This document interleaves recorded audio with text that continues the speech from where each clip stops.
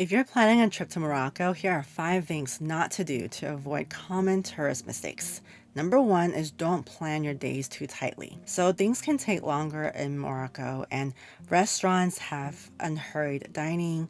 Transportation can be delayed due to taxi waits or traffic. And for example, a day trip for us, it was listed as 9 hours, but it actually took closer to 11 hours. And we experienced this ourselves when our driver was late. He took long breaks, so it took us forever to get to the actual destination. And actually, one lady in our group was worried about missing her flight because the tour took way longer than she expected. So, to avoid this kind of stress, plan your itinerary with some flexibility built in there. Number two is don't fall for hidden costs. So, when booking day trips, be cautious of hidden costs. Carefully check all the fees and read all the reviews, especially the bad ones. And let me tell you what happened to us. We booked a day tour to the stunning Ozout waterfalls near Marrakech, right? And according to the listing on TripAdvisor, a tour guide was not included, so we planned to explore the falls on our own. But when we arrived at the Ozout Falls, things took a pretty stressful turn. We got there and our driver introduced us to a local guide and said, "Oh, here's your tour guide." So of course, this tour guide, his services required an extra fee. And of course, me and my husband, we politely declined because we decided to stick to our original plan to explore on our own. But the drama didn't end there because the driver refused to give us a meeting time to head back to Marrakech. He essentially implied that we had no choice but to take the guided tour and to pay the extra money. And of course, feeling pressured, we had to kind of stand our ground and just insist on exploring independently. And the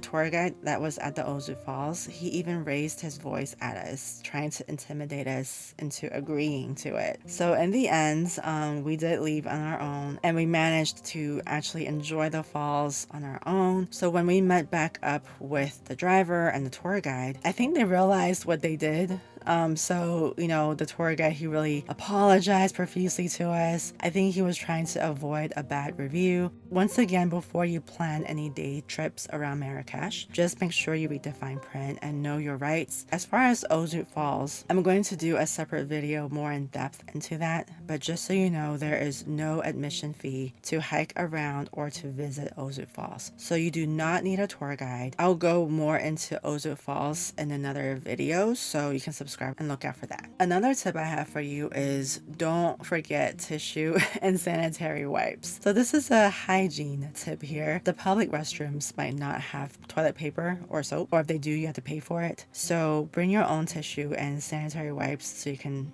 stay prepared and stay clean. So moving on to tip number 4 is don't feel obligated to visit an argan oil cooperative. If you've done any research on day tours or trips around Marrakech or even within Marrakech, a lot of tours around Marrakech include a stop at an argan oil cooperative. So these places can be interesting, so it's up to you, of course. But here's what happened to me. On one of our tours, we were taken to an argan oil cooperative. It was on the way to Isaida, and at first it seemed like a unique cultural experience, but as we went through the demonstration of this lady telling us how the argan oil is produced, it became clear that it was more like a sales pitch. And the lady showing us around, she was at first friendly and informative, but when she realized that we weren't gonna buy anything, her face totally changed. She became visibly irritated, and it was super awkward, honestly. And of course, I understand the importance of supporting local businesses, but I prefer to do it on my own terms instead of being interrupted on the way to a destination on a day trip and then being pressured to buy something that I don't want to carry around for the whole day, right? So in fact, I found a lovely shop in Marrakech where I bought argan oil and essential oils from a super sweet lady, and we still use these products and they are fantastic. And the shop also lets you test the products before buying so you can be sure of what you're getting. So once again, you don't have to visit these argan oil cooperatives if you're not interested, if that's not your thing. If it is, awesome, go for it. But if your tour stops at one of these places and you don't want to do it, you can feel free to take a restroom break or just,